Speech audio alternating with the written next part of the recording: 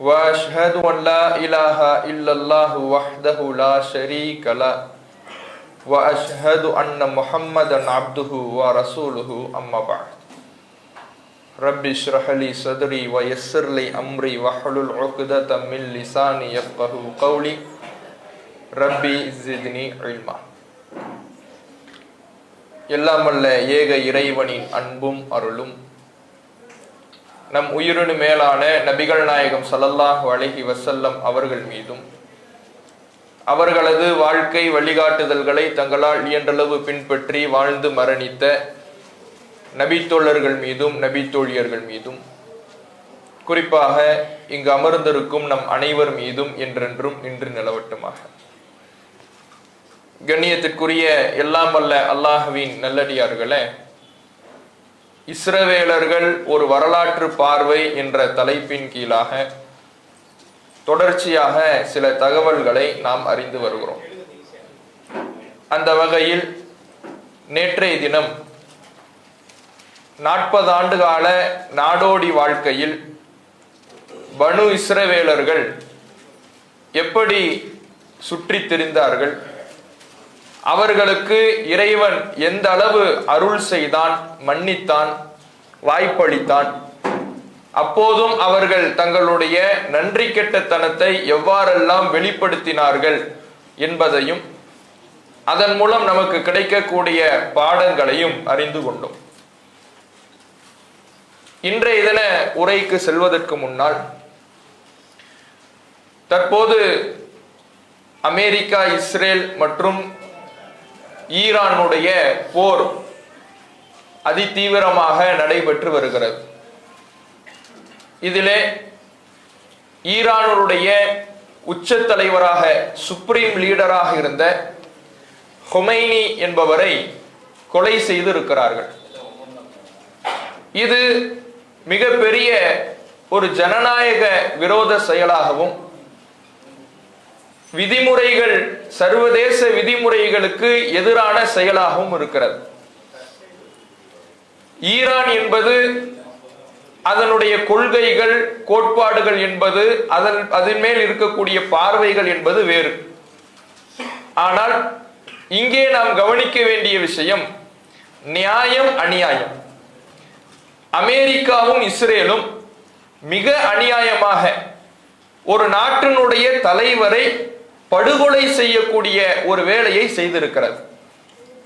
இதற்கு முன்பு ஈரானோடு அமெரிக்கா பேச்சுவார்த்தை நடத்தி கொண்டிருந்தது. 3 கட்ட பேச்சுவார்த்தை நடத்தி கொண்டிருந்தது.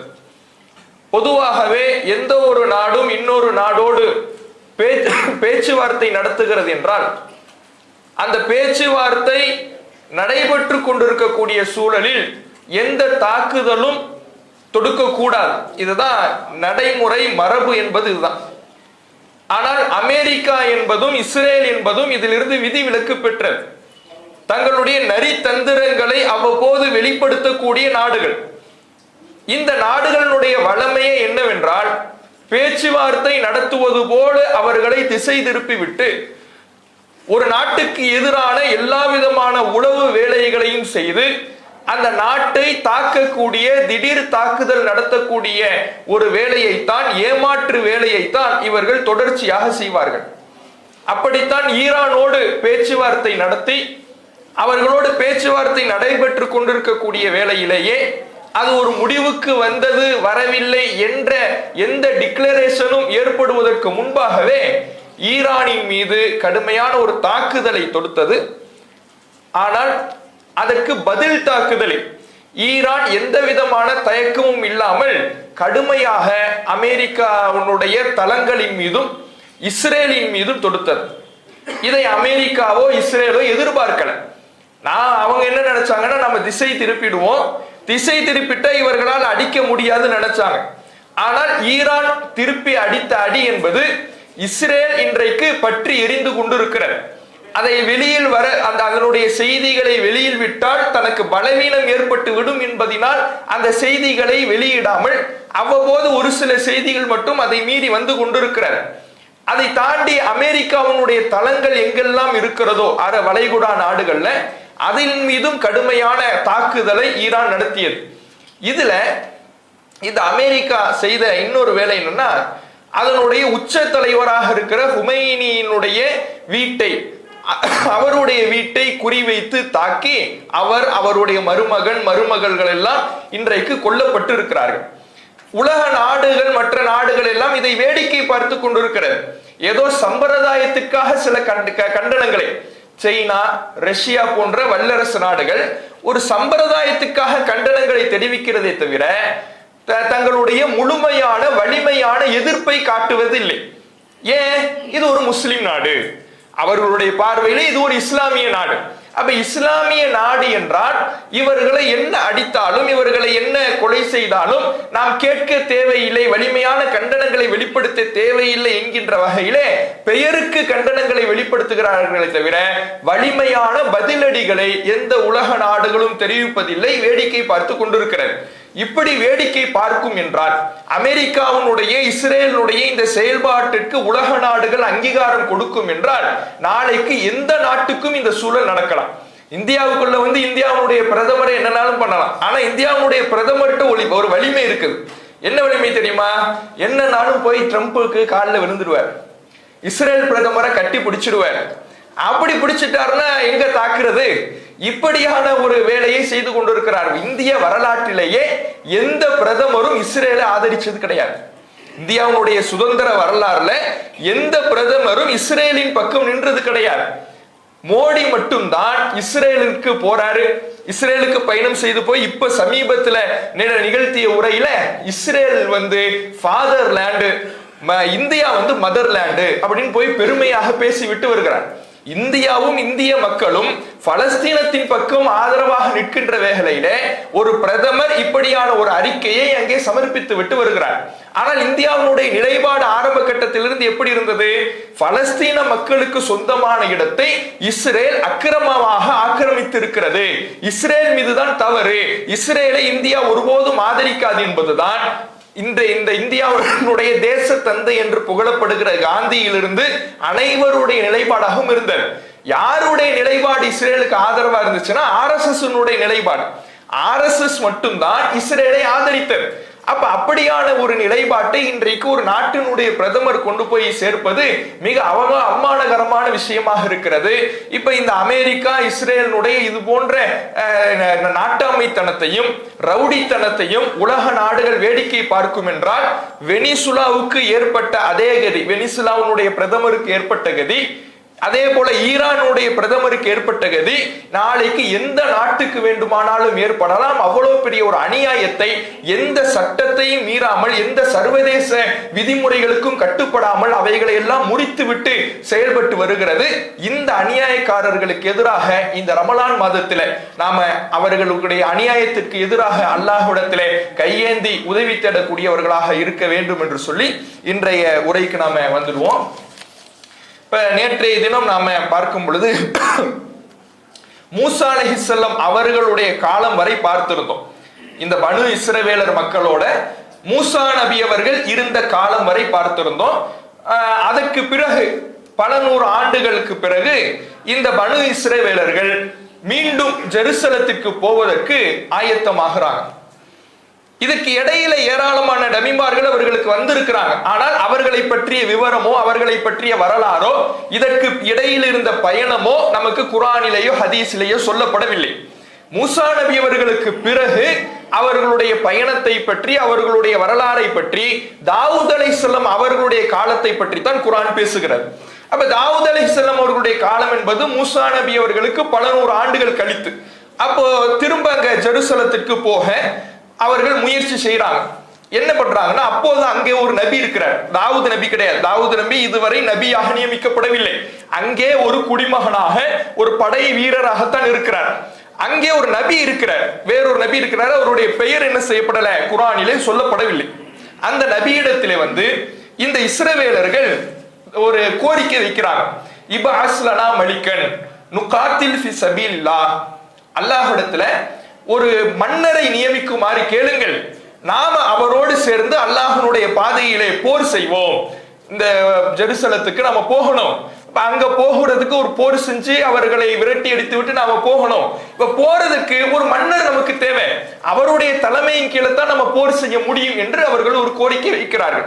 இந்த இடத்துல நமக்கு இதுல இருந்து அல்லாஹ் ஒரு சட்டத்தையும் நமக்கு சொல்கிறான். ஒரு போர் செய்வதாக இருந்தால் போருக்கு அரசு என்பது தேவை, அரசாங்கம் என்பது தேவை, ஒரு அரசர் என்பது தேவை, ஒரு வழிநடத்தக்கூடியவர் ஒருவர் தேவை என்கின்ற ஒரு சட்டத்தை இங்கே அல்லாஹ் நமக்கு சொல்லி தருகிறார். அதனாலதான் அந்த நபியிடத்துல ஒரு கோரிக்கை வைக்கிறாங்க, ஒரு மன்னரை கேளுங்க அல்லாஹ் இடத்துல. அந்த மன்னரை அல்லாஹ் நியமித்தான் என்றால் அவரோடு நாம சேர்ந்து போருக்கு போவோம் அப்படின்னு ஒரு கோரிக்கை வைக்கிறாங்க. அந்த நபி உஷாரா கேட்கிறார். ஏன்னா இந்த கூட்டம், இந்த பனு இஸ்ரவேலர்கள் கூட்டம் ஏற்கனவே அல்லாஹ் போர் செய்ய சொன்ன சமயத்துல என்ன சொன்னுச்சு? நீங்க போங்க, உங்க ரப்போட நீங்க போய் போரிட்டு வாங்க, நாங்க இங்கே உட்கார்ந்து ரெஸ்ட் எடுத்துக்கிட்டு இருக்கிறோம், நீங்க ஜெயிச்சிட்டு சொல்லுங்க, நாங்க வரோம், இப்படி சொன்னுச்சுல. இப்படி சொல்லிடக் கூடாதுங்கிறதுனால அந்த நபி கேட்கிறார், ஹல் அசைத்தும் இன் குத்திப அலைக்குமுல் கித்தால் அல்லாஹ் துகாத்திலு, அல்லாஹ் உங்கள் மீது போரை விதித்து விட்டால் அதன் பிறகு போர் செய்யாமல் இருக்கிறதுக்கு நீங்க நினைக்கிறீங்களா? ஏற்கனவே இப்படித்தானே பண்ணுனீங்க. அல்லாஹ் உங்களை எப்பயோ சொன்னா, மூசா நபியுடைய காலத்திலேயே அந்த நாட்டுக்கு போங்கப்பா, அந்த ஊருக்கு போங்கப்பா, போர் செஞ்சுட்டு நீங்க அந்த நாட்டை கைப்பற்றி போங்கப்பான்னு சொன்னா அப்பையெல்லாம் கேட்கல, அப்ப நீங்க பின்வாங்குனீங்க. அதே மாதிரி இப்பயும் பின்வாங்க மாட்டீங்கன்னு என்ன உத்தரவாதம்? இப்பயும் நீங்க பின்வாங்காம இந்த நபி அந்த மன்னரோடு சேர்ந்து போரிடுவீர்கள் என்பதற்கு என்ன உத்தரவாதம்? அவர் கேட்கிறார். அப்போ அவர்கள் சொல்லுகிறார்கள், வமாலனா அல்லாஹ்னு காத்தில ஃபீ சபீலில்லாஹ் வகது உஹ்ருஜ்னா மின் தியாரினா வ அப்னாயினா, எங்களுக்கு என்ன நேர்ந்தது? போரிடாமல் இருக்க எங்களுக்கு என்ன நேர்ந்தது? நாங்கள் எங்களுடைய நாட்டிலிருந்து வெளியேற்றப்பட்டிருக்கிறோம், எங்களுடைய பிள்ளைகளை விட்டு நாங்கள் தூரமாக்கப்பட்டிருக்கிறோம். அப்படி இருக்கும் பொழுது நாங்கள் எப்படி போரிடாமல் இருப்போம்? நீங்க கேளுங்க, நாங்கள் தாராளமாக வருகிறோம் என்று மிக உறுதியாக அவர்கள் சொல்லுகிறார்கள். அப்ப அல்லாஹ் அவர்களுக்கு போரை கடமையாக்குறான். கடமையாக்கும் பொழுது இப்ப ஒரு மன்னரை கேட்டாங்கல்ல, அந்த மன்னரை அல்லாஹ் நியமிக்கிறான். யாரை நியமிக்கிறான்? தாலூத் என்பவரை நியமிக்கிறான். மன்னராக தாலூத் என்பவரை அல்லாஹ் நியமிக்கிறான். இப்ப தாலூத்ங்கிறவர் அல்லாஹ் நியமிச்சுட்டான்ல, இவங்க தானே கேட்டாங்க மன்னரை நியமிக்குமாறு, அல்லாஹ் நியமிச்சுட்டான். நியமிச்சுட்டு அவருக்கு கட்டுப்படணும்ல, உடனே திரும்ப வராங்க. அண்ணா அண்ணா யகூனு லஹுல் முல்கு அலைனா, இவர் எப்படி எங்களுக்கு மன்னர் ஆவார்? இவர் நாங்கள் சிறுமையாக கருதக்கூடிய ஒரு சமுதாயத்தில் உள்ளவர், எங்களுக்கு கீழே உள்ளவர், இவருக்கு எந்த பொருளாதார வலிமையும் கிடையாது, இவருக்கு எந்த வசதி வாய்ப்பும் கிடையாது, இப்படி செல்வ செழிப்பு இல்லாத எங்களை விட கீழ்நிலையில் இருக்கின்ற இவர் எப்படி எங்களை ஆள்பவராக வருவார்? இனவாதம் பேசுறாங்க. யூதர்களுக்கு என்றே இருக்கக்கூடிய விஷயம் என்ன தெரியுமா? நான் தான் உலகத்திலே சிறந்தவன்கிறது, உலகத்திலே நான் தான் பெரியவன், உலகத்திலே நான் தான் சிறந்தவன். அந்த எண்ணம் தான் இன்றைக்கு உலக நாடுகள் எல்லாம் மூக்க நுழைக்குதுல, அமெரிக்கா, இஸ்ரேல். அதுக்கு காரணம் என்ன? நான் தான் உலகத்திலே பெரியவன், நான் தான் எல்லாத்துக்கும் மேல அப்படிங்கிற எண்ணம். அப்ப அந்த எண்ணத்திலே இவர்கள் என்ன கேட்கிறாங்கன்னா, இவர் தாலூத் எப்படி எங்களுக்கு மன்னரா வருவார்? அவரை எப்படி நாங்க மன்னரா ஏத்துக்கிறது? அவருக்கு காசு இல்ல, பணம் இல்ல, செல்வம் இல்ல, இவரை எப்படி நாங்கள் மன்னராக ஏற்றுக்கொள்வது என்று அவர்கள் பேசுகிறார்கள். அப்ப அந்த நபி சொல்றாரு, அல்லாஹ் அவரை தான் தேர்ந்தெடுத்திருக்கிறான், உங்களை விட அல்லாஹ் அவரை தான் தேர்ந்தெடுத்திருக்கிறான். அல்லாஹ் யாரை வேண்டுமானாலும் தேர்ந்தெடுப்பான். அடிநிலையில இருக்கக்கூடியவரை விட அரியணையில் ஏத்துவான். அல்லாஹுடைய சட்டத்திற்கு எந்த கட்டுப்பாடும் விதிக்க முடியாது. அல்லாஹுடைய அதிகாரத்துக்கு, அல்லாஹுடைய விருப்பத்துக்கு எந்த திரையும் போட முடியாது. இறைவன் யாரை வேண்டுமானாலும் அரியணையில் ஏற்றுவான். அவரைத்தான் அல்லாஹ் தேர்ந்தெடுத்திருக்கிறான். அவருக்கு அறிவு ஞானம் இருக்கிறது, அவருக்கு உடல் வலிமை இருக்கிறது, அல்லாஹ் தான் நாடியவர்களுக்கு அதிகாரத்தை வழங்குவான் என்று அந்த நபி சொல்லிட்டு, நீ உங்களுக்கு அல்லாஹ் ஒரு அத்தாட்சியும் கொடுக்கிறான், இவர் தான் உங்களுக்கு நபி அப்படிங்கிறதுக்கு அல்லாஹ் ஒரு அடையாளத்தையும் தருகிறான். என்ன அடையாளம்னா, ஒரு தாபூத், ஒரு பெட்டி உங்கள்கிட்ட வரும். அந்த பெட்டிக்குள்ள மூசா நபி அவர்களும் ஹாரூன் நபி அவர்களும் விட்டு போன, அவர்களுடைய குடும்பத்தால் விட்டு போன மீதமான பொருட்கள் அதிலே இருக்கும். அப்படி ஒரு பெட்டி உங்கள்கிட்ட வரும். அதுதான் இவர் உங்களுக்கு அல்லாஹ்வால் நியமிக்கப்பட்ட மன்னர் என்பதற்கு அடையாளம் அப்படிங்கிறார். அப்ப அதே மாதிரி பெட்டி வருகிறது. இப்ப எல்லாரும் அந்த பெட்டியை பார்த்து அவரை ஏத்துக்கிறாங்க. போருக்கு தயாரானால் பெரும்பான்மையானவர்கள் போருக்கு வரல. அந்த நபி பயந்தார்ல, ஏற்கனவே என்ன பயந்தாரு, நீங்க இப்படிதான்ப்பா சொல்லுவீங்க, போருக்கு வரன்னு சொல்லுவீங்க, கடைசியில நீங்களும் உங்க ரப்பும் போய் போரிடுங்க, நாங்க இங்கே உட்கார்ந்துக்கிறோம்னு சொல்லுவீங்கன்னு பயந்தார்ல.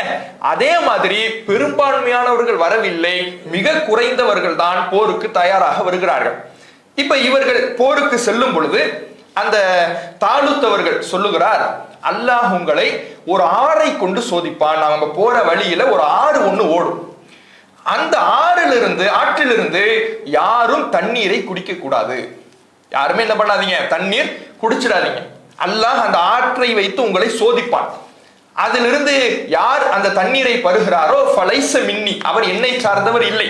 யார் குடிக்கவில்லையோ ஃபவல்லம் யத்தஅமுஹு ஃபஇன்னஹு மின்னி, யார் அதிலிருந்து தண்ணீர் பருகவில்லையோ அவரே என்னை சார்ந்தவர் என்று அந்த தாலுத் அவர்கள் சொல்லிவிட்டு, ஒரு கையளவு எடுத்துக்கிட்ட பிரச்சனை இல்லை, அதிலிருந்து தாகம் தீருகிற அளவுக்கு நீங்கள் குடித்து விட்டீர்கள் என்றால் அல்லாஹ் உங்களை சோதித்து விட்டான் என்று அந்த தாலுத் அவர்கள் சொல்லுகிறார். ஆற கிராஸ் பண்றாங்க. இவ்வளவு எச்சரிக்கையும் சொல்லிதானே கூட்டிட்டு வந்தார். அப்ப எச்சரிக்கையை சொல்லுகிறார் என்றால் அல்லாஹ்விடமிருந்து தான் அந்த எச்சரிக்கையை சொல்லுகிறார். அல்லாஹ் தான் அப்படி ஒரு டெஸ்ட் வைக்க போறான். நீ தாகத்தோட போகும்பொழுது தண்ணீர் இருக்கும், ஆனா தண்ணியை குடிக்க கூடாது. இது அல்லாஹ்வுடைய உறுதிப்பாட்டை டெஸ்ட் பண்றதுக்கான ஒரு சோதனை. அப்படி சோதனை வரும் பொழுது இவ்வளவு அற்புதங்களையும் இவ்வளவு அத்தாட்சிகளையும் பார்த்தவர்கள், நாம இந்த ஆற்றிலிருந்து தண்ணீரை குடிக்காம இருந்தா இதை விட மிகப்பெரிய உதவியை அல்லாஹ் நமக்கு தருவான்னு நம்பணும்ல. ஆறு வருது, எல்லாம் குதிச்சு குடிக்கிறான். நிறைய பேர், அதாவது குறைவானவர்களை தவிர, இல்லா கலீலம் மின்ஹும், அவர்களில் குறைவானவர்களை தவிர, ஏற்கனவே போருக்கு வந்ததே கம்மியான ஆள், அதுல மிக கம்மியான ஆட்களை தவிர பாக்கி உள்ளவர்கள் அந்த தண்ணீரை குடித்து விடுகிறார்கள். குடித்து விட்டு அவர்கள் அந்த ஆற்றை கடந்து போகும் பொழுது நம்பிக்கை கொண்ட மக்கள், அந்த தாலுத்து, இவர்கள் எல்லாம் அந்த ஆற்றை கடந்து போகும் பொழுது இந்த தண்ணீர் குடித்த பார்ட்டிகள்லாம் சொல்லுது, லா தாக்கத்தலனால் யௌம பி ஜாலுத்த வ ஜுனூதிஹி, இவங்க எதிர்த்து போரிட போற ஆளு பேரு ஜாலுத், இவங்களுக்கு வந்த மன்னர் பேர் யாரு, தாலுத், இவர்கள் எதிர்க்கக்கூடிய மன்னனுடைய பேரு ஜாலுத். அப்ப அந்த ஜாலுத்தோட போடுறதுக்கு எங்களுக்கு முடியல, நாங்க டயர்ட் ஆயிட்டோம்னு ஒதுங்குறோம். இதுக்காகத்தான் குடிக்க வேணான்னு சொன்னது, அதுல இருந்து தண்ணீர் குடிக்க வேணாம்னு சொன்னதே இதனாலதான். அப்ப இவங்க குடிச்சிட்டு, இந்த குடிச்ச ஆட்கள்லாம் என்ன சொல்றாங்கன்னா, எங்களால இன்னைக்கு வர முடியாது, நாங்க போரிடுவதற்கு தயாராக இல்லை என்று பின்வாங்கக்கூடியவனாக இருக்கிறான். இப்ப இந்த ஒரு பண்பை நம்ம பார்க்கணும். போருக்கு வரன்னு சொல்லிட்டு பின்வாங்கி ஓடக்கூடியவர்களாக இந்த இஸ்ரவேலர்களில் யூத மனப்பான்மை கொண்டவர்கள், நம்பிக்கை கொண்ட மக்கள் நல்லவர்களாக நபியோடும் அல்லாஹ் அனுப்பிய அரசரோடும் போயிடுவாங்க. யூத மனப்பான்மை கொண்டவர்கள், அல்லாஹ்வுடைய கட்டளைக்கு மீறக்கூடியவர்கள் இருக்கிறாங்கல்ல, அவங்க இந்த போர்ல இருந்து பின்வாங்குவாங்க. இன்னைக்கு நீங்க பார்க்கலாம், இந்த ஆயத்துல்லா ஹுமைனி என்பவர் அமெரிக்காவும் இஸ்ரேலும் தாக்குதல் தொடுத்த பொழுது, அவர்கள் தாக்கினாலும் நான் என் நாட்டை விட்டு வெளியேற மாட்டேன், என் நாட்டு மக்களுக்கும் என்னுடைய வீரர்களுக்கும் பக்கபலமாக இருப்பேன் அங்கே இருந்தார். இவன் என்ன பண்றான், நான் தான் உலகத்திலே பெரிய அண்ணன், பெரிய ஆள் நான் தான் என்று இருந்த இஸ்ரேல் நெதன்யாகு எங்க போனானே தெரியல, ஆள் நாட்டை விட்டு எஸ்கேப். அப்ப இது மாதிரி போர்னு வந்த உடனே, ஜாலுத்தை எதிர்த்து போரிடணும்னு வந்த உடனே இவர்கள் அப்படியே பின்வாங்கிட்டாங்க. பின்வாங்கின உடனே அவர்கள்லாம் போயிட்டாங்க, இந்த தண்ணீர் குடிச்ச பாட்டிலாம் போயிட்டாங்க. அல்லாஹ்வை உண்மையாக நம்பியவர்கள், நபிக்கு கட்டுப்பட்டவர்கள், அல்லாஹ் அனுப்பிய அரசரான தாலுத்துக்கு கட்டுப்பட்டு நின்றவர்கள் அவர்களோடு போருக்கு போறாங்க. அதுல இருந்து இந்த நம்பிக்கை கொண்ட மக்கள் சொல்றாங்க, கம்வின் ஃபியத்தின் கலீலத்தின் கலபத் ஃபியத்தின் கசீரத்தின் பீதினில்லா, எத்தனையோ சின்னஞ்சிறு படைகள் பெரிய படைகளை எல்லாம் அல்லாஹ்வுடைய உதவியால் வீழ்த்தி இருக்கிறது. அல்லாஹ் உதவியாளர் பொறுமையாளர்களோடு இருக்கிறான், நாம் போவோம், அல்லாஹ் நமக்கு உதவுவான் என்று இறைவனின் மீது நம்பிக்கை வைத்து போறாங்க. அல்லாஹ் மீது நம்பிக்கை வைக்கிறாங்க. இன்னைக்கு நடக்கிற போரையே பாருங்களேன். ஈரான் என்பது ஒரு அமெரிக்காவோடு ஒப்பிட்டால் ஈரான் என்பது மிகச்சிறிய நாடு, மிக சின்ன நாடு. ஆனால் அமெரிக்காவை எதிர்த்து வலிமையோடு இன்றைக்கு நின்று எதிர் தாக்குதலை தொடுத்து கொண்டிருக்கிறார்கள். அது மாதிரி இவர்கள் சொல்றாங்க, எத்தனையோ சின்னஞ்சிறு படைகள் பெரிய படைகளை எல்லாம் வென்றிருக்கிறது, அல்லாஹ் பொறுமையாளர்களோடு இருக்கிறான், நாம போவோம் என்று சொல்லி போறாங்க. கடுமையாக போர் நடக்கிறது. அதிலே அந்த ஜாலுத்தினுடைய படையை தோற்கடிக்கிறார்கள். ஜாலுத் என்பவனை தாலுத் அவருடைய படையில தாவூத் நபி படை வீரரா இருக்கிறார். இப்பதான் தாவூது நபியினுடைய என்ட்ரி வருது. தாவூது நபி இந்த படையில ஒரு படை வீரராக, நபி இல்ல, நபி வேற ஒருவர் இருக்கிறார், அந்த நபியினுடைய பேர் வரல. தாலூத்தினுடைய படையில ஒரு படை வீரராக தாவூது நபி இருக்கிறார். இந்த தாவூது நபி தான் ஜாலூத்தை கொல்லுகிறார், போரிலே எதிர்கொண்டு வீழ்த்துகிறார். வீழ்த்திய பிறகு தாவூது நபிக்கு அல்லாஹ் ஆட்சியை கொடுக்கின்றான், நபித்துவத்தை வழங்குகிறான். தாவூது நபி அவர்கள் நபியாக இப்பதான் மாறுறாங்க, அவருக்கு ஆட்சியையும் கொடுக்கிறான். தாவூது நபியினுடைய ஆட்சி என்பது மிக பிரம்மாண்டமான, மிக அற்புதமான ஒரு ஆட்சி. ஏராளமான வளங்கள் அவர்களுக்கு வழங்கப்பட்டது, வசதி வாய்ப்புகள் வழங்கப்பட்டது. மிகப்பெரிய சிம்ம சொப்பனமாக தாவூது நபியினுடைய ஆட்சி இருந்தது. எந்த அளவுக்குன்னா தாவூது நபிக்கு நிறைய அருளையும் அல்லாஹ் புரிஞ்சிருந்தான். மலைகளை எல்லாம் தாவூது நபிக்கு அல்லாஹ் கட்டுப்படுத்தி கொடுத்திருந்தான். இரும்பை கொடுத்து இரும்பின் மூலமாக பல்வேறு ஆயுதங்களையும் பல்வேறு விஷயங்களையும் செய்வதற்கான ஆற்றல்களை அல்லாஹ் கொடுத்திருந்தான். பறவைகளை கட்டுப்படுத்தி கொடுத்திருந்தான். இப்படி பல்வேறு அற்புதங்களையும் ஆற்றல்களையும் தாவூது நபிக்கு கொடுத்து, தாவூது நபியினுடைய அரசாட்சி என்பது மிக பிரம்மாண்டமான முறையிலே அங்கே நடந்து கொண்டிருக்கிறது. தன்னுடைய பிரச்சாரத்தையும் செய்து கொண்டிருக்கிறார்கள். தாவூது நபிக்கு அல்லாஹ் ரப்புல் ஆலமீன் ஜபூர் என்கின்ற ஒரு வேதத்தை வழங்குகிறான். அந்த ஜபூர் என்கின்ற வேதத்தின் மூலமாக தாவூது நபி தன்னுடைய மக்களுக்கு பிரச்சாரம் செய்கிறாங்க. ஏற்கனவே மூசா நபி இடத்திலிருந்து வந்த தௌராத், மூசா நபிக்கு கொடுக்கப்பட்ட தௌராத், அதற்கு பிறகு தாவூது நபிக்கு கொடுக்கப்பட்ட வேதம் ஜபூர். இந்த ஜபூரை வைத்து தாவூது நபி அவர்கள் மக்களுக்கு வழி நடத்தி கொண்டிருக்கிறார்கள் என்பதை பார்க்கிறோம். இந்த தாவூது நபி அவர்களுக்கு பின்னால் தாவூது நபி அவர்களுடைய மகனார் சுலைமான் அலைஹிஸ்ஸலாம் அவர் ஆட்சி பொறுப்புக்கு வருகிறார். அவர் ஆட்சி பொறுப்புக்கு வந்து அவருடைய ஆட்சியும் மிக பிரம்மாண்டமான முறையில இருக்கிறது. இவருக்கு ஏராளமான ஆற்றல்களை, ஏராளமான அதிகாரங்களை அல்லாஹ் வழங்கியிருந்தான். எந்த அளவுக்குன்னா, காற்றை சுலைமான் நபி அவர்களுக்காக அல்லாஹ் வசப்படுத்தி கொடுத்திருந்தான். வழி சுலைமான ரீஹ், சுலைமானுக்கு காற்றை நாம் வசப்படுத்தி கொடுத்தோம் என்று இறைவன் சொல்லுகிறான். அதே போல ஜின்களை வசப்படுத்தி கொடுத்தான். ஜின்கள் மனிதர்களுடைய கண்களுக்கு தெரியாது. ஜின்களை பொறுத்தவரையில ஜின்களால் நம்மை பார்க்க முடியும், நம்மால் ஜின்களை பார்க்க முடியாது. ஆனால் சுலைமான் நபி அவர்களுக்கு மட்டும் விதிவிலக்காக ஜின்களை அல்லாஹ் கட்டுப்படுத்தி கொடுத்திருந்தான். சுலைமான் நபி செய்யக்கூடிய வேலைகளை எல்லாம், அந்த சொல்லக்கூடிய வேலைகளை எல்லாம் ஜின்கள் போய் செய்யும். அவர்களுக்காக கட்டிடங்களை கட்டும், அவர்களுக்காக ஆயுதங்களை தயார் செய்யும், முத்து குளிக்கும். இப்படி ஏராளம் சுலைமான் நபி என்ன வேலை சொல்லுகிறார்களோ அந்த வேலைகளை எல்லாம் செய்யக்கூடிய பணியாட்களாக ஜின்கள் சுலைமான் நபி அவர்களுக்கு கட்டுப்படுத்தி கொடுக்கப்பட்டது. இப்படி அவர்களுடைய ஆட்சி என்பது மிக பிரம்மாண்டமான முறையில செல்கிறது. இது மட்டும் இல்லாம எறும்பு பேசுவதெல்லாம் சுலைமான் நபிக்கு கேட்கும். எலும்பினுடைய பாஷை, பறவையினுடைய பாஷை எல்லாம் சுலைமான் நபிக்கு கற்றுக் கொடுக்கப்பட்டிருந்தது. அதை நாம கேள்விப்பட்டிருப்போம். சுலைமான் நபியினுடைய படை போகும் பொழுது ஒரு எறும்பு புற்ற கடந்து போறாங்க. அந்த எறும்பு பேசுகிறது, லா யஹ்திமன்னக்கும் சுலைமானு வ ஜுனூதுஹு வ ஹும் லா யஷ்உரூன். எறும்பு கூட்டமே, சுலைமானும் அவருடைய படையினர் வராங்க, நீங்க வந்து அவங்க வரக்கூடிய வேகத்துல உங்களை மிதிச்சுட்டு போயிட வேணாம், நீங்க தப்பிச்சிடுங்க அப்படின்னு சொல்லி ஒரு எறும்பு மற்ற எறும்புகளுக்கு உணர்த்துகிறது. அப்ப இந்த வரலாறு எல்லாம் நம்ம படிச்சிருப்போம். இப்போ இந்த எறும்பு பேசுவதை கேட்டு சுலைமான் நபி சிரித்து விட்டு அல்லாஹ்விடத்துல துவா செய்றாங்க. தனக்கு வழங்கிய அல்லாஹ்வுடைய அருளை நினைவு கூறும் விதமாக, இறைவனுக்கு நன்றி செலுத்தும் விதமாக துவா செய்றாங்க என்பதை பார்க்கிறோம். அதே போல தன்னிடத்தில் இருக்கக்கூடிய பறவைகளை சுலைமான் நபி ஆய்வு செய்து கொண்டிருக்கிறார். அப்ப அது ஹுதுஹுது என்கின்ற ஒரு பறவையை மட்டும் காணும். அப்ப ஹுதுஹுது எங்க போனுச்சுன்னு சுலைமான் நபி தேடிக் கொண்டிருக்கக்கூடிய வேளையில அந்த பறவை வருகிறது. வந்து, நான் ஒரு கூட்டத்தை பார்த்தேன், சபா நாட்டுல ஒரு கூட்டத்தை பார்த்தேன். அந்த நாட்டை ஒரு பெண் ஆட்சி செய்து கொண்டிருக்கிறார்.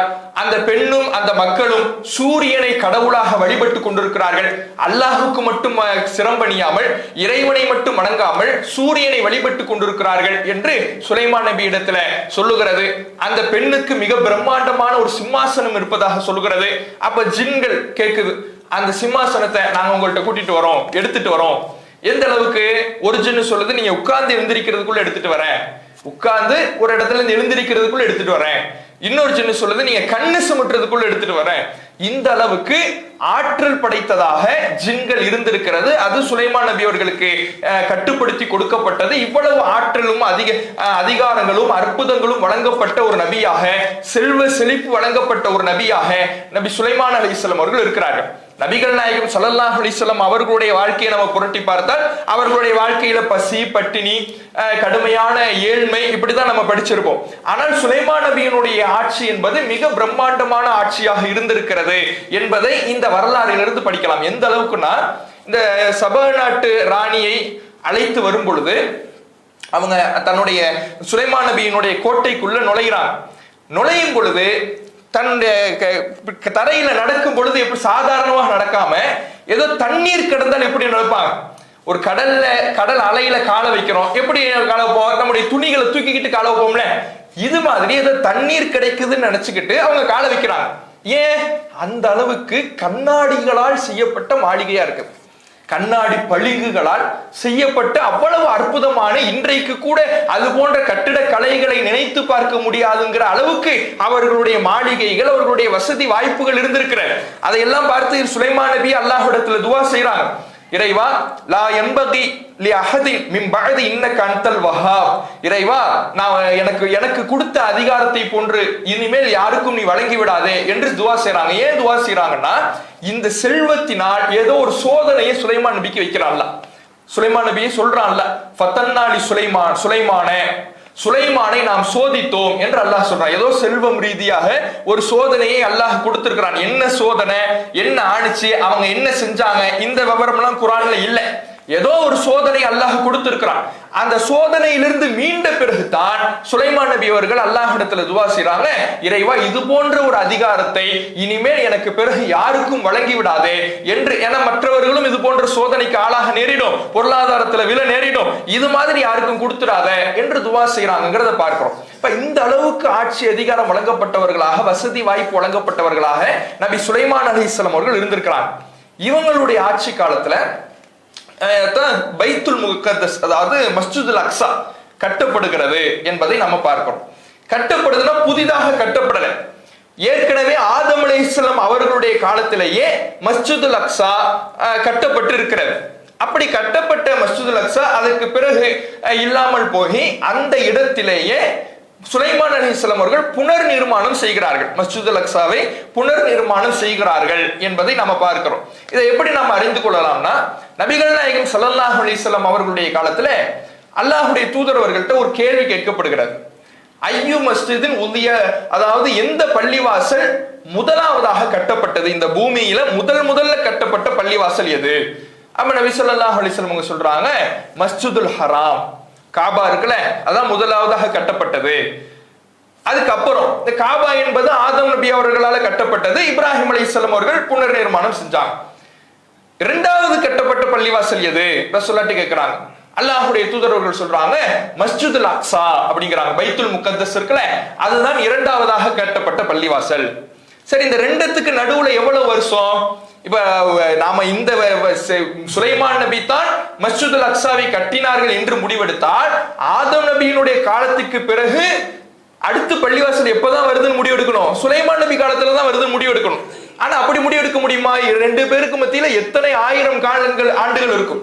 ஆனா அப்படியான வருஷத்தை ரசூலுல்லாஹ் சொல்லல. எந்த அளவுக்கு காலம் இருக்கும்னு ரசூலுல்லாஹ் சொல்றாங்கன்னா, ரெண்டுத்துக்கு மத்தியில வெறும் 40 வருடங்கள் தான். காபாவுக்கும் மஸ்ஜிதுல் அக்ஸாவுக்கும் மத்தியில வெறும் 40 வருடங்கள் தான். அப்ப இரண்டையுமே ஆதம் நபி அவர்கள் கட்டியிருக்கத்தான் வாய்ப்பு இருக்கிறது என்பதை இந்த செய்தியின் மூலமாக நாம அறிந்து கொள்ளலாம். அப்ப இந்த மஸ்ஜிதுல் அக்ஸா, ஆதம் நபி அவர்களால் கட்டப்பட்ட மஸ்ஜிதுல் அக்ஸா மீண்டும் சுலைமான் நபி அவர்களால் புனர் நிர்மாணம் செய்யப்படுகிறது. அப்படி செய்யப்பட்டுகின்ற இந்த மஸ்ஜிதுல் அக்ஸாவை கட்டி முடிக்கின்ற வேளையில சுலைமான் நபி அவர்கள் அல்லாஹ்விடத்துல ஒரு 3 பிரார்த்தனைகளை செய்யறாங்க. மஸ்ஜிதுல் அக்ஸாவை கட்டி முடிச்ச உடனே ஒரு 3 துஆவை செய்யறாங்க. இந்த 3 துஆவை நம்ம ஹதீஸ்கள்ல பார்க்கும் பொழுது 2 அவர்களுக்கு வழங்கப்பட்டு விட்டது அப்படின்னு வருது. 3 துஆ செய்யறாங்க. அதுல 2 துஆக்கள் அல்லாஹ்வினால் அவர்களுக்கு ஏற்றுக்கொள்ளப்பட்டு விட்டது. அது என்ன துஆ அப்படின்னா, முதல் துஆ சுலைமான் நபி கேட்கிறாங்க, நான் ஒரு தீர்ப்பு வழங்கணும்னா, அல்ல நான் ஆட்சியாளர் தானே, ஆட்சியாளர்னா அவர்கள்ட்ட வழக்கு வரும் பொழுது தீர்ப்பு வழங்குவாங்க. நான் வழங்கக்கூடிய தீர்ப்பு அல்லாஹ்வுடைய சட்டத்திற்கு தோதுவாக இருக்கணும். இறைவன் எதை சொல்லி இருக்கிறானோ அதன் அடிப்படையில தான் தீர்ப்பு வழங்கணும். என்னுடைய தீர்ப்பு அல்லாஹ்வுடைய சட்டத்துக்கு முரணாக இருந்திடக்கூடாது. நான் வழங்கக்கூடிய தீர்ப்பு இறைவனுடைய சட்டத்துக்கு தோதுவாக இருக்க வேண்டும் என்று அல்லாஹ்விடத்துல துவா செய்யறாங்க. ஃபஅத்தாஹுல்லாஹு இய்யாஹு, அல்லாஹ் அந்த பிரார்த்தனை ஏற்றுக்கொள்கிறான். இரண்டாவதாக துவா செய்யறாங்க, நம்ம ஏற்கனவே செஞ்ச துவா தான். லா யன்பகி லி அஹதின் மின் பஅதிஹி, சுலைமான் நபிக்கு கொடுக்கப்பட்ட இது போன்ற அதிகாரம், தனக்கு வழங்கப்பட்டதை போன்ற அதிகாரம் இனிமேல் யாருக்கும் வழங்கப்பட்டுவிடக் கூடாது அப்படின்னு துவா செய்யறாங்க. அதையும் அல்லாஹ் ஏற்றுக்கொள்கிறான். அதனாலதான் நபிகள் நாயகம் ஸல்லல்லாஹு அலைஹி வஸல்லம் காலத்துல ஒரு ஜின்னு வந்து ரசூலுல்லாஹ்விடத்துல ரொம்ப தொந்தரவு பண்ணும். இஃப்ரீத்துங்கிற ஜின்னு அல்லாஹ்வுடைய தூதரவர்கள்ட்ட ரொம்ப தொந்தரவு செய்யும். அப்படி தொந்தரவு செய்யும் பொழுது அந்த ஜின்னை நான் பிடித்து கட்டலாம் என்று நினைத்தேன். ஆனால் சுலைமான் நபி செய்த பிரார்த்தனை எனக்கு ஞாபகம் வந்துடுச்சு. சுலைமான் நபி என்ன பிரார்த்தனை செஞ்சாங்க? எனக்கு பிறகு இந்த அதிகாரத்தை யாருக்கும் கொடுத்துடாதுன்னு துவா செஞ்சாங்க. ஜின்னை நான் எடுத்து கட்டி வச்சேன்னா ஜின்னை கட்டுப்படுத்துற மாதிரி ஒரு சூழல் வந்துடும். அப்ப நான் அது பக்கம் நான் போகல அப்படின்னு அல்லாஹ்வுடைய தூதர் அவர்கள் சொல்றாங்க. அப்ப நபிகள் நாயகம் ஸல்லல்லாஹு அலைஹி வஸல்லம் அவர்கள் உட்பட எந்த நபிக்கும் எந்த மனிதருக்கும் சுலைமான் அலைஹிஸ்ஸலாம் அவர்களுக்கு பின்னால் ஜின்கள் வசப்படுத்தி கொடுக்கப்படவில்லை என்பதை இதிலிருந்து நாம தெரிந்து கொள்ளலாம். இன்றைக்கு ஜின்களை வைத்து ஏராளமான மூட நம்பிக்கைகள் நடைபெறுவதை பார்க்கிறோம். ஏராளமான மூட நம்பிக்கைகள், ஜின் வைத்தியங்கிறாங்க, ஜின்னை வச்சு நிவாரணம் கொடுக்கறோங்கிறாங்க. என்கிட்ட 2 ஜின் இருக்கு, அவர்கிட்ட 3 ஜின் இருக்கு, அந்த ஆலிம்ஸ கொஞ்சம் அட்வான்ஸ், அவர்கிட்ட ஒரு 5 ஜின் அவர் வச்சிருக்கிறாரு. இப்படி எல்லாம் மக்களை ஏமாற்றக்கூடியதை பார்க்கிறோம். எதுக்கு? நான் ஜின் அனுப்பி உங்களுக்கு என்ன தேவைன்னு சொல்லுங்க, அவர்கிட்ட அவரை தாக்கணுமா, ஜின்னை நான் அனுப்பி தாக்குறேன். உங்களுக்கு என்ன உதவி வேணும், நான் ஜின் அனுப்புறேன். உங்களுக்கு நிவாரணம் வேணுமா, உங்களுக்குள்ள ஜின் அனுப்பி நான் உங்க உடல் பார்ட்ஸ் எல்லாம் கரெக்ட் பண்ணிடுறேன். இப்படி ஏமாற்றக்கூடிய வேலையை இன்றைக்கு பலர் செய்யக்கூடியதை பார்க்கிறோம். அப்ப சுலைமான் நபி அவர்களுக்கு பின்னால் யாருக்கும் ஜின்களை கட்டுப்படுத்தி கொடுக்கப்படவில்லை. நபிகள் நாயகம் ஸல்லல்லாஹு அலைஹி வஸல்லம் அவர்களுக்கே அந்த அதிகாரம் கொடுக்கப்படலைன்னா இது போன்று ஏமாற்றக்கூடிய வேலைகள் இன்றைக்கு நடக்கிறது. அப்ப இந்த 2 பிரார்த்தனையும் அல்லாஹ்வினால் ஏற்றுக்கொள்ளப்பட்டு விட்டது.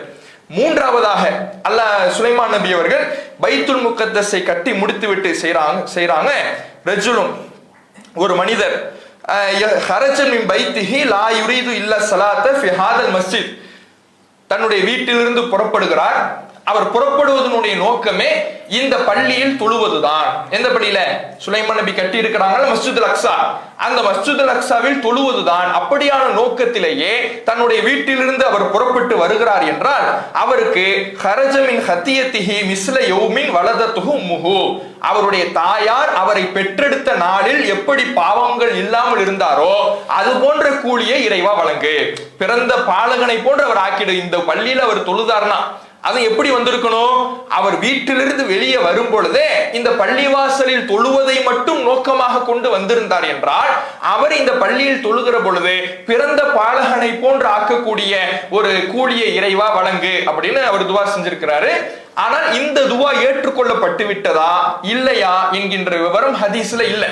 அதனால நபிகள் நாயகம் ஸல்லல்லாஹு அலைஹி வஸல்லம் அவர்கள் என்ன சொல்றாங்கன்னா, இந்த செய்தியை சொல்லிவிட்டு ஃபனஹ்னு நர்ஜு அன் யகூனல்லாஹு கத் ஆத்தாஹு இய்யாஹு, இந்த மூன்றாவது பிரார்த்தனையையும் அல்லாஹ் ஏற்றுக்கொண்டிருக்க வேண்டும் என்று நான் ஆதரவு வைக்கிறேன் அப்படிங்கிறாங்க. ஏற்றுக்கொள்ளப்பட்டுடுச்சா இல்லையான்னு தெரியல. முதல் 2 பிரார்த்தனை ஏற்றுக்கொள்ளப்பட்டுடுச்சு.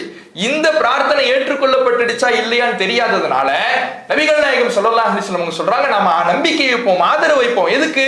இந்த பிரார்த்தனையும் அல்லாஹ்விடத்தில் ஏற்றுக்கொள்ளப்பட்டிருக்க வேண்டும் என்று ஆதரவு வைப்போம் அப்படின்னு அல்லாஹ்வுடைய தூதர் அவர்கள் சொல்லக்கூடிய செய்தியை பார்க்கிறோம்.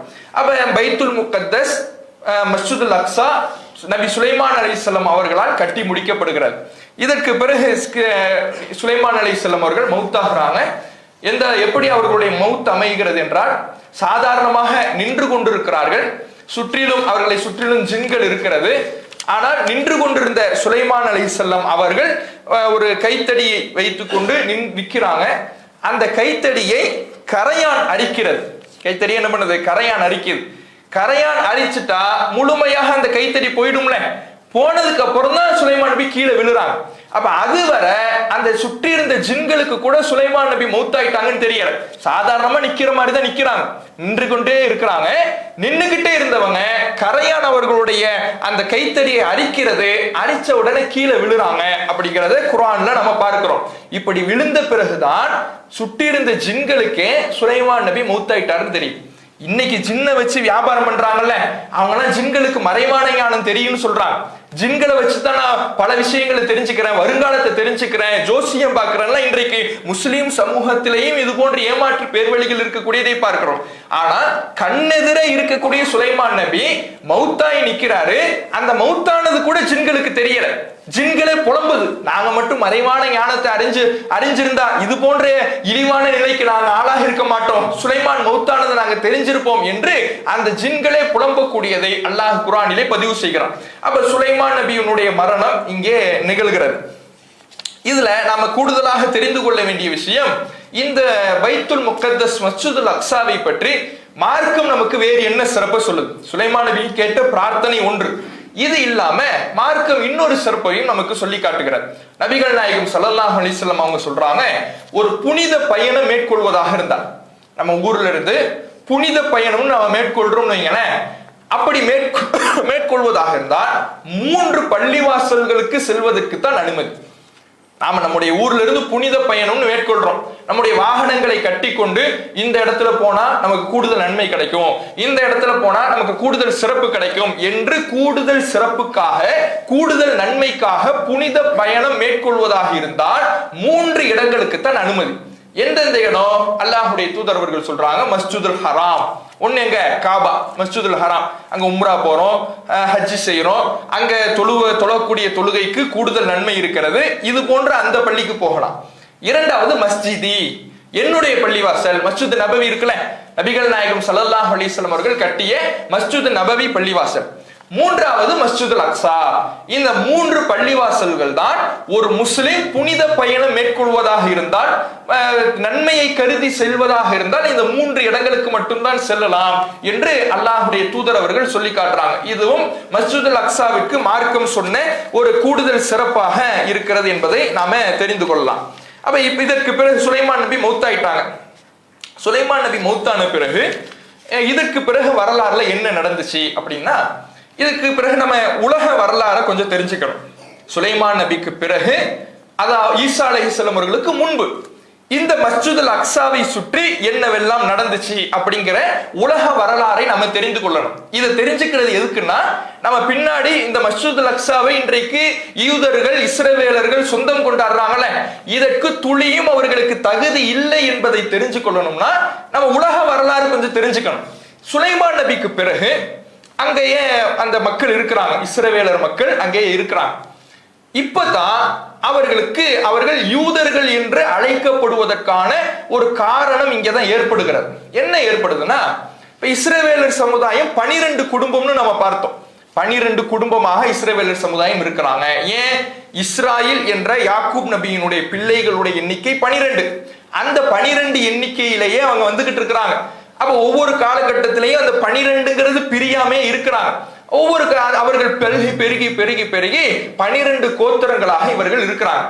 இதுல நாம ஆரம்பத்துல இரண்டாவது நாள் யாக்கூப் நபியினுடைய பிள்ளைகளுடைய பெயரை பார்க்கும் பொழுது யூசுப் அலைஹிஸ்ஸலாம் அவர்களுடைய பெயருக்கு நாம ஆதாரம் இருக்கு. ஆனா மற்ற 11 பிள்ளைகளுடைய பெயருக்கு ஆதாரம் இல்ல. சில தஃசீர்கள் எழுதி வச்சிருக்கிறாங்கன்னு பேசணும்ல, அதுல ஒரு பெயர் நம்ம பார்த்தோம், யஹூதா அப்படிங்கிற பெயர். ஒரு பேர் என்னது? யஹூதா அப்படிங்கிறது.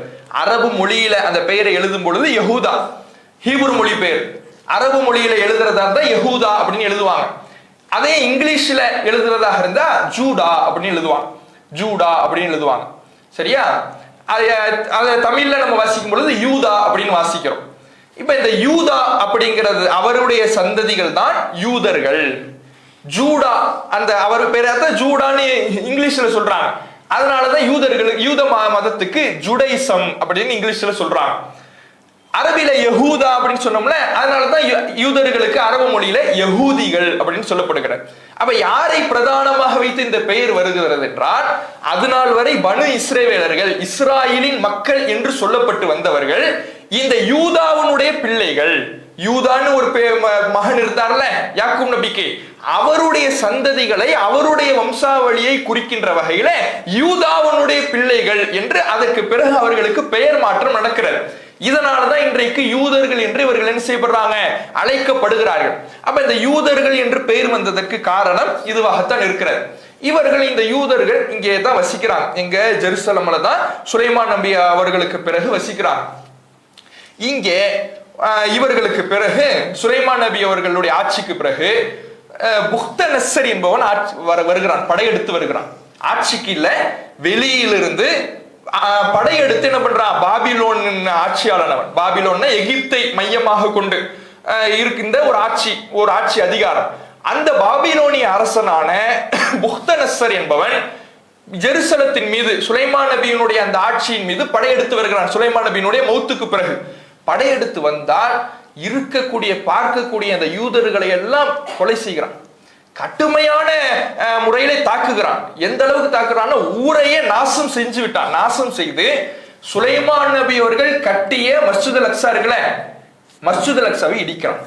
சுலைமான் நபி கட்டிய மஸ்ஜிதுல் அக்ஸாவை அவன் என்ன செஞ்சுட்டான், இடிச்சுட்டான். நம்ம ரொம்ப சிதிலமடைஞ்சு தீயிட்டு கொளுத்தி ஊரையே நாசமாக்கி யூதர்களை எல்லாம் அந்த இனிமே உங்களுக்கு இங்க வாழைய அனுமதி இல்லைன்னு விரட்டி அடிச்சுட்டான். ஏன்னா அவன் கையில் எடுத்துட்டான்.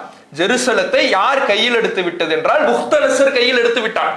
புக்தனஸ்ஸர் கையில் எடுத்த பிறகு இனிமேல் இங்கே யூதர்களுக்கு வாழ அனுமதி இல்லை என்று அவர்களை நாடு கடத்தி நீங்க பாபிலோன்ல அடிமையாக இருக்கணும், கைதிகளாக இருக்க வேண்டும் என்று அங்கே அவர்களை நாடு கடத்தி கொண்டு சென்று விடுகிறான்.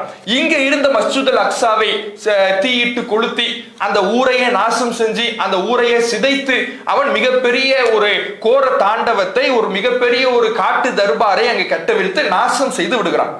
இதற்கு பிறகு சைரஸ் அப்படிங்கிற மன்னன் ஆட்சிக்கு வருகிறான். சைரஸ்ங்கிற மன்னன் மீண்டும் ஆட்சிக்கு வந்து இந்த பலஸ்தீனை அவன் கைப்பற்றுகிறான். அவனும் பாபிலோனிய மன்னன் தான். பாபிலோனிய அரசை சார்ந்த சைரஸ் என்கின்ற மன்னன் அவனுடைய கண்ட்ரோலுக்கு இந்த ஜெருசலம் வருகிறது. அவன் கண்ட்ரோலுக்கு ஜெருசலம் வந்த பிறகு அவன் என்ன பண்றான்னா, திரும்ப இந்த யூதர்களை எல்லாம் நீங்க இங்கே இருந்துங்க, உங்களுக்கான இடத்துல நீங்க இருந்துங்க, நீங்க தங்கிங்க அப்படின்னு சொல்லி அவர்களை அவன் அனுமதிக்கிறான். அங்க வாழ்ந்து கொள்வதற்கு அனுமதி கொடுக்கிறான். அவர்கள் மீண்டும் இந்த இடிக்கப்பட்டு கிடக்குதுல மஸ்ஜிதுல் அக்ஸா, அதை மீண்டும் என்ன பண்றாங்கன்னா சீரமைக்கிறாங்க. நம்ம ஏற்கனவே புக்தனஸ்ஸர் நாசமாக்கிட்டான், இடிச்சு தள்ளிட்டான், நாம திரும்ப கட்டுவோம் என்று சொல்லி அதை அவர்கள் சீரமைக்கிறார்கள் என்பதை நாம பார்க்கிறோம். இப்படி சீரமைத்து அவங்க அங்கேயே திரும்ப வழிபட்டுக்கிட்டு வராங்க. இதைத்தான் செகண்ட் டெம்பிள் அப்படிங்கிறாங்க. இதைத்தான் வரலாறுல என்னன்னு சொல்றாங்க, செகண்ட் டெம்பிள். அதாவது ஃபர்ஸ்ட் டெம்பிள் யூதர்கள் இன்றைக்கு சொல்லக்கூடிய வார்த்தை. ஃபர்ஸ்ட் டெம்பிள்ங்கிறது சுலைமான் நபி கட்டினது. அதை யார் அழிச்சிட்டா? புக்தனஸ்ஸர் அழிச்சிட்டான். புக்தனஸ்ஸர் அழிச்ச பிறகு சைரஸனுடைய ஆட்சி காலத்துல யூதர்கள் மீண்டும் அங்கே குடியேறி அதை சீரமைக்கிறாங்க. சீரமைத்த அந்த அந்த இடத்துக்கு பிறகு செகண்ட் டெம்பிள், இரண்டாம் ஆலயம் அப்படின்னு என்ன பண்றாங்க, அவர்கள் இன்றைக்கு இருக்கக்கூடிய யூதர்கள் பெயர் சுட்டி இருக்கிறார்கள் என்பதை பார்க்கிறோம். இப்படியே காலங்கள் ஓடுகிறது. ஈசா அலைஹிஸ்ஸலாம் அவர்களுடைய காலம். ஈசா அலைஹிஸ்ஸலாம் அவர்கள் பிறக்கிறார்கள். ஈசா அலைஹிஸ்ஸலாம் அவர்களுடைய பிறப்பே ஒரு அற்புதமான நிகழ்வு. தகப்பனார் இல்லாமல் இறைவனுடைய கட்டளையால் மரியம் அலைஹிஸ்ஸலாம் அவர்கள் பெற்றெடுக்கிறார்கள்.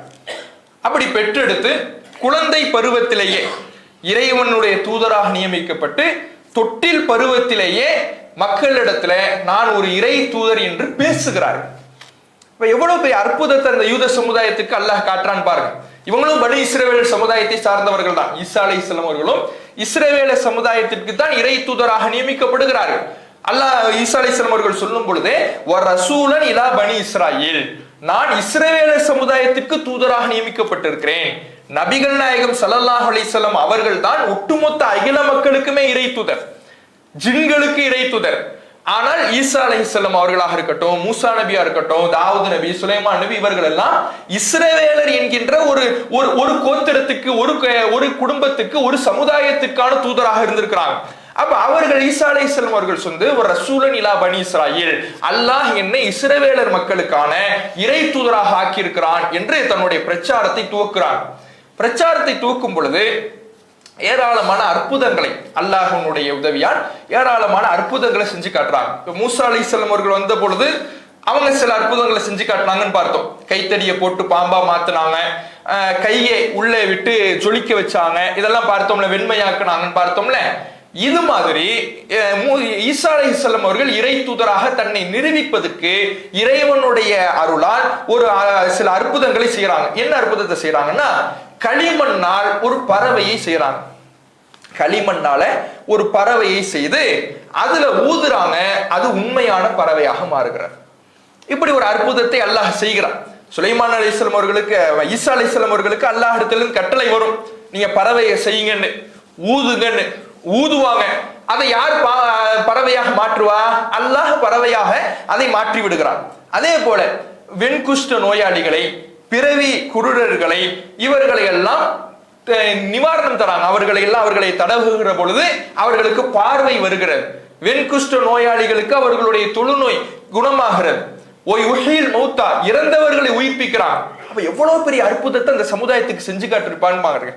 மூசா நபி செய்தது ஒரு கைத்தடியை வைத்து கடலை பிளந்தது, அதுவே மிகப்பெரிய அற்புதம்.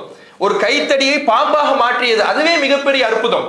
இவங்க அதைவிட மிகப்பெரிய அற்புதமாக ஒரு இறந்த மனிதரை உயிர்ப்பிக்கிறாங்க. ஒரு பொம்மை பறவையை செய்து அதுல ஊதுறாங்க, உண்மையான பறவையாக மாறுகிறது. பிறவி குருடராக இருந்தவரை தடவுறாங்க, அவருக்கு பார்வை வருகிறது. பிறவியிலேயே அவர் தொழுநோயாளியாக இருந்தவரை குணப்படுத்துறாங்க. இப்படியான அற்புதங்களை எல்லாம் பார்க்கிற பொழுது, ஏற்கனவே மூசா நபியினுடைய அற்புதத்தை பார்த்து வந்த இந்த சமூகம் நம்பணும்ல ஈசா நபிய. அவங்களுக்கு தானே இறை தூதரா நியமிச்சிருக்கிறான்ல. தௌராத்தை ஏற்கனவே கொடுத்தான், தாவூது நபிக்கு ஜபூரை கொடுத்தான். அந்த வேதத்தை எல்லாம் இவர்கள் சிதைத்து சின்னாபின்னமாக்கி வேதத்துக்கு முரணாக நடக்கின்ற பொழுது ஈசா அலைஹிஸ்ஸலாம் அவர்களை இறைவனுடைய தூதராக இறைவன் நியமித்து அவர்களை வழிகாட்டுவதற்காக அனுப்புகிற பொழுது, ஏற்கனவே அற்புதங்களை பார்த்து வந்த இந்த சமூகம் இந்த அற்புதத்தை பார்த்தவுடன் ஈசா நபியை தூதராக ஏற்றுக்கொள்ளணும்ல. என்ன தெரியுமா சொன்னுச்சு? ஹாதா சிஹ்ருன் முபீன், இது தெளிவான சூனியம். இதே வார்த்தையை தான் ஃபிரௌன் சொன்னான். இந்த பனி இஸ்ரவேலர்களை யார் அடிமைப்படுத்தினானோ, யார் எதிரியாக இருந்தானோ, அந்த எதிரி சொன்ன வார்த்தையை இந்த இஸ்ரவேலர் சமூகம், இந்த யூத சமூகம் சொல்லுகிறது. ஈசா நபியினுடைய அற்புதத்தை எல்லாம் பார்த்து இதெல்லாம் சூனியம், இதெல்லாம் கண்கட்டி வித்தை என்று அவர்கள் சொல்லி ஈசா நபி அவர்களை மறுக்கிறார்கள், பொய்ப்படுத்துகிறார்கள். எந்த அளவுக்கு ஈசா நபி அவர்களை இந்த யூதர்கள் மிக சித்திரவதை, மிக கொடுமைப்படுத்துறாங்கன்னா, அவர்களுடைய பிறப்பை கொச்சையாக பேசுறாங்க. ஈசா நபியினுடைய பிறப்பையே கொச்சைப்படுத்துகின்ற வகையிலே தங்களுடைய பேச்சை அவர்கள் அமைத்துக் கொள்கிறார்கள். அல்லாஹ் அதை குர்ஆனிலே பதிவு செய்கிறான். ஒபி குஃப்ரிஹிம், அவரை மறுத்தார்கள். யார? ஈசா நபி அவர்களை அவர்கள் மறுத்தார்கள், இறை தூதராக ஏற்றுக்கொள்ளவில்லை. வ கௌலிஹிம் அலா மரியம புஹ்தானுன் அஸீமா, மிகப்பெரிய அவதூறை மரியமின் மீது சுமத்தினார்கள். மரியம் அலைஹிஸ்ஸலாம் அவர்களின் மீது ஒரு பெரிய அவதூறை, அவர்கள் தகப்பனார் இல்லாம அல்லாஹ்வுடைய கட்டளையினால் குழந்தை பிறந்ததுன்னு சொல்லும் பொழுது அதை ஏற்றுக்கலைன்னா என்ன குற்றச்சாட்டு வச்சிருப்பாங்க நினைச்சு பாருங்க. அவருடைய பிறப்பை சந்தேகிக்கிற வகையிலே, அவர்களுடைய பிறப்பை கொச்சைப்படுத்துகிற வகையிலே, மரியம் அலைஹிஸ்ஸலாம் அவர்களுடைய கற்பொழுக்கத்தை கேள்விக்குறியாக்குகிற வகையிலே மிகப்பெரிய அவதூறை, மிகப்பெரிய ஒரு பொய்யை மரியம் அலைஹிஸ்ஸலாம் அவர்கள் மீது அவர்கள் சொன்னார்கள் என்று குர்ஆன் சொல்லுகிறது. அப்ப இந்த அளவுக்கு ஈசா அலைஹிஸ்ஸலாம் அவர்களை ஏற்றுக்கொள்ளாமல் அவர்கள் மறுத்திருக்கிறார்கள், அவர்களுடைய தாயாரை கொச்சைப்படுத்தி இருக்கிறார்கள் என்பதை பார்க்கிறோம். இப்படி ஈசா அலைஹிஸ்ஸலாம் அவர்கள் தன்னுடைய தூதுத்துவத்தை எடுத்து சொல்லிக் கொண்டிருக்கக்கூடிய வேளையில ஈசா அலைஹிஸ்ஸலாம் அவர்களுக்கு சில உதவியாளர்கள் இருந்தாங்க, பிரத்யேக உதவியாளர்கள், ஹவாரியூன்கள் அப்படின்னு குர்ஆன் சொல்லு. ஹவாரியூன்கள் பிரத்யேக உதவியாளர்கள் இருந்தாங்க. அந்த பிரத்யேக உதவியாளர்கள் சீடர்கள் இடத்துல அல்லாஹுக்காக உதவி செய்யக்கூடியவர்கள் யார் அப்படின்னு ஈசா நபி அவர்கள் கேட்கிறாங்க. அவர்கள் சொல்லுகிறார்கள், நஹ்னு அன்சாருல்லாஹ், நாங்கள் அல்லாஹ்வுடைய உதவியாளர்கள் சொல்றாங்க. நாங்கள் அல்லாஹ்வுடைய உதவியாளர்கள், அல்லாஹ்வுக்காக அல்லாஹ்வுடைய மார்க்கத்துக்காக உதவக்கூடியவர்கள் சொல்றாங்கல்ல. இப்படி சொன்னதுனாலதான் அவர்கள் அரபிலே கிறிஸ்தவர்கள் நசாராக்கள் அழைக்கப்படுறாங்க. நசாராக்கள் அரபு மொழியில கிறிஸ்தவர்கள் எப்படி சொல்லுவோம்? நசாராக்கள் அப்படிப்போம். அந்த நசாராக்கள் அப்படின்னா உதவியாளர்கள் அர்த்தம். யாருடைய உதவியாளர்கள்? ஈசா அலைஹிஸ்ஸலாம் அவர்களுக்கு உதவியாளர்களாக இருந்தாங்கல்ல, அந்த வழியில் வந்தவர்கள் என்பதனால் கிறிஸ்தவர்கள் நசாராக்கள் என்று அழைக்கப்படுகிறார்கள். அப்ப இவர் பின்னால் வந்த கிறிஸ்தவர்கள் எல்லாம் அல்லாஹ்வுடைய உதவியாளர்களா இல்ல, அப்படியே மார்க்கத்தை மாத்திக்கிட்டாங்க. அதெல்லாம் பின்னாடி நம்ம அந்த வரலாறை படிக்கும் பொழுது பார்க்கலாம். அப்ப இவர்கள் இந்த ஈசா அலைஹிஸ்ஸலாம் அவர்களுக்கு பிரத்யேக உதவியாளர்கள் இருந்திருக்கிறார்கள் என்பதை பார்க்கிறோம். இவர்கள் தூதுத்துவத்தை செய்யும் பொழுது அந்த பகுதியில், அந்த ஜெருசலம் பகுதியில ரோமர்களுடைய ஆட்சி நடந்துச்சு. ரோம் பேரரசுங்கிறோம்ல, ரோம சாம்ராஜ்யம்னு, அவர்களுடைய ஆட்சி தான் இந்த ஜெருசலம் பகுதியில நடந்துச்சு. அவர்களுடைய ஆட்சி நடக்கும் பொழுது அங்கே நிலைமை சூழல் எப்படின்னா, ஆட்சியாளர் என்பவர் ஒரு பொம்மை தான். யாருக்கு பவர்னா மதகுருமாருக்கு தான். யூத மதகுருமார்கள் இருந்தாங்கல்ல, இப்ப யூதர்களுடைய சமுதாயத்துலதான் ஈசா நபி தூதுத்துவத்தை எடுத்து சொல்றாங்க, தூதுத்துவத்தை எடுத்து வைக்கிறாங்க. அப்ப அந்த யூதர்கள்ல ஈசா நபி அவர்களுக்கு முன்னால் தன்னை மதகுருமாராக அடையாளப்படுத்தி கொண்டவர்கள் இருந்திருப்பாங்கல்ல, அந்த மதகுருமார்களுக்கு தான் பவர். அல்லாஹ் குர்ஆன்ல சொல்றான்ல, அஹ்பாரஹும் ருஹ்பானஹும் அர்பாப மின் துனில்லா, அல்லாஹை விடுத்து தங்களுடைய மதகுருமார்களை கடவுள்களாக எடுத்துக்கொண்டாங்கன்னு. அந்த அளவுக்கு இறைவன் அளவுக்கு உயர்த்தி வச்சிருந்தாங்க. இறைவன் அளவுக்கு உயர்த்தி வச்சிருந்தாங்கன்னா அரசரை யார் சொல்லதான் கேட்பாரு? அந்த மதகுருமார் சொன்னதான் கேட்பாரு. அப்ப அரசராக இருந்தாலும் ரோம பேரரசில் இருந்தவர்கள், ரோம சாம்ராஜ்யத்தில் இருந்தவர்கள் யாருடைய சொல்படி கேட்பவர்கள் என்றால் இந்த மதகுருமார் சொல்படி கேட்பவர்களாகத்தான் இருந்தார்கள். அவர்கள் ஈசா நபியை பற்றி தப்பும் தவறுமாக தங்களுடைய மன்னர்களுக்கு எடுத்து சொல்றாங்க. என்னென்ன எடுத்து சொல்றாங்க? இவருடைய பிறப்பை, குர்ஆன் சொல்லுதுல, இவருடைய பிறப்பை, ஈசா நபியினுடைய பிறப்பை கொச்சைப்படுத்தி அவதூறை அள்ளி வீசுறாங்க. தன்னை இறை தூதர் என்று ஈசா நபி வாதிடும் பொழுது இவர் இறை தூதர் இல்லைன்னு மதகுருமார்கள் பிரச்சாரம் செய்யறாங்க. யூதர்களுக்கு பண்டிகை நாள் என்பது சனிக்கிழமை, அவர்களுக்கு சிறப்பிற்குரிய நாள். நமக்கு ஜும்மா நாள் இருக்குல்ல, வெள்ளிக்கிழமை, அவர்களுக்கு சனிக்கிழமை. இந்த சனிக்கிழமையில எந்த வேலையும் செய்யக்கூடாது என்பது அவர்களுடைய சட்டம். ஆனா அந்த சட்டத்தை போட்ட போது மீறின கூட்டம் தான் யாரு? யூத கூட்டம். அல்லாஹ் இந்த சட்டத்தை போட்ட வேளையில மீறியவர்கள் யாரு? யூத கூட்டம். அல்லாஹ் இந்த சட்டத்தை போட்டுட்டு மீன் பிடிக்காதீங்கன்னா போய் என்ன பண்ணாங்க? அவங்க மீனை பிடித்து அல்லாஹ்வுடைய சட்டத்தை மீறி இறைவனுடைய தண்டனைக்கு ஆளாகி குரங்குகளாக உருமாற்றப்பட்டு அழிக்கப்பட்டார்கள் என்று குர்ஆனிலேயும் ஹதீஸ்களிலேயும் வரலாறை பார்க்கிறோம். அப்படியான இந்த சமூகம் சனிக்கிழமையில இவர் நோயாளியை குணப்படுத்துறாரு, சனிக்கிழமையில குருடரை குணப்படுத்துறாரு, சனிக்கிழமையில வெண்குஷ்ட நோயாளியை குணப்படுத்துறாரு என்று சொல்லி நம்முடைய புனிதத்தையே இவர் கெடுக்கிறார். இவர் எப்படி இறை தூதரா இருப்பாரு? யூதர்களை தௌராத்தை உண்மைப்படுத்துகிற தூதராக ஈசா இருப்பார் என்றால் சனிக்கிழமையில இவர் ஓய்வு எடுக்கணும், சனிக்கிழமையில எந்த வேலையும் செய்யக்கூடாது. ஆனா இவர் என்ன பண்றாருன்னா, கண் தெரியாதவர் அழைச்சு அவருக்கு குணம் கொடுக்கிறாரு, வெண்குஷ்ட நோயாளி அழைச்சு அவரை குணப்படுத்துறாரு.